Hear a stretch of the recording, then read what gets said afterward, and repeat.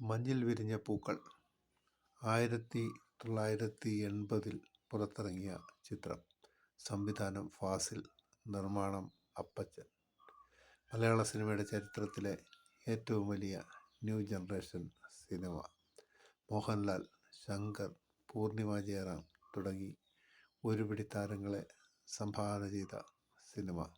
Jerry Amaldev എന്ന സംഗീത സംവിധായകൻ്റെ മാന്ത്രിക സംഗീതം, ബിച്ചു തിരുമലയുടെ അതിസുന്ദരമായ വരികൾ, ഫാസിലിൻ്റെ ഏറ്റവും സുന്ദരമായ ഫ്രെയിമുകൾ, സുന്ദരമായ ലൊക്കേഷൻസ് എല്ലാം കൂടെ ചേർന്ന്, എല്ലാം കൂടെ ഒത്തുകൂടി ഒരുമിച്ച് ഒരേ ലൈനിൽ വന്നപ്പോൾ ഒരു മഹാസിനിമയ്ക്ക് കാരണമായി.